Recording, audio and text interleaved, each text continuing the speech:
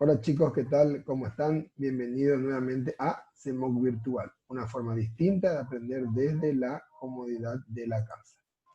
Vamos a recordar siempre de lavarnos correctamente las manos y de seguir las indicaciones que el Ministerio de Salud nos da para poder evitar el contagio del coronavirus. Hoy vamos a ver en la asignatura Historia y Geografía y nuestro tema va a ser la era liberal.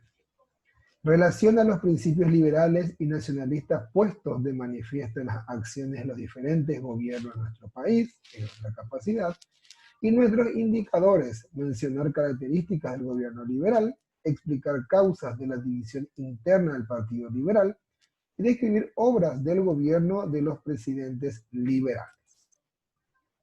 Vamos a iniciar con una pequeña introducción a lo que fue la era de los presidentes liberales en nuestro país.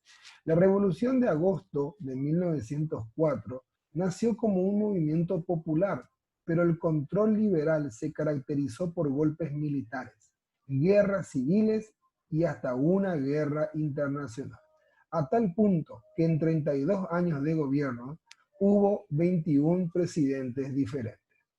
El levantamiento civil de 1904 arrojó al primer presidente de la era liberal, Juan Bautista Gaona. Los gobiernos liberales se caracterizaron por el individualismo como motor de la sociedad política y la autocrítica como factor del proceso democrático. Claramente, los fines del Partido Liberal eran lejanos a la realidad vivida de la época, pero no imposibles. De igual forma, no pudo sostenerse por muchos años, teniendo fracasos gobierno tras gobierno.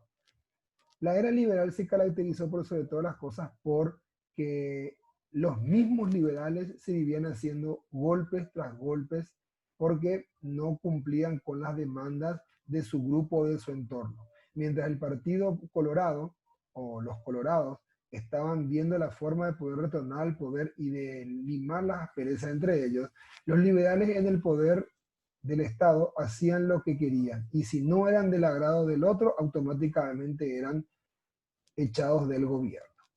Eduardo Schaller fue el primer presidente en completar su mandato, estableciendo así un nuevo norte para el país. La Primera Guerra Mundial ayudó a su gobierno, ocasionando mayores exportaciones paraguayas y aumentando así el rendimiento ganadero, con la creación de los primeros frigoríficos. A pesar de encontrar una estabilidad, el Partido Liberal se quebró cuando Scharer intentaba dirigir a la Juventud Liberal, pero estos obedecían a Gondra. Dicha discrepancia terminó en la renuncia de Gondra como presidente, asumiendo en su lugar Eligio Ayala como candidato en común entre los liberales. Vamos a hablar un poquito sobre lo que fue el largor de la chaqueta o lo que era el famoso el saco. La moda de la época marcaba el uso de las chaquetas o de los sacos de manera larga, siendo más elegante y protocolar. Luego de Juan Bautista Gaona asumió Cecilio Báez en 1905, pero este lo hizo de una manera muy controversial y audaz, utilizando un saco o una chaqueta corta. Y fue así que desde esa época de que aquellos que estaban apegados a la moda contemporánea, a lo clásico, utilizaban chaquetas o sacos de mangas largas, llamados saco pupú. Y en cambio, los modernos, que querían ser controversiales y más atrevidos, utilizaban sacos de mangas cortas, ¿verdad? También denominados sacos buku. De ahí es que viene la historia de la utilización de según la chaqueta, como utilizaban en la época. Eso marcaba quién era uno como persona, si eras contemporáneo y clásico o eras moderno y atrevido. ¿Cuáles fueron los gobiernos más representativos que tuvo el Partido Liberal? Empecemos por Eduardo Schaller, que fue el que consiguió dentro de todos ellos una estabilidad política aún mejor. Justamente de eso se caracterizó su gobierno, por la relativa estabilidad política y por reforzar las prácticas del caudillismo y la intolerancia. Entre sus obras se destacan la creación de las escuelas rurales y la creación de la Ley Orgánica Militar.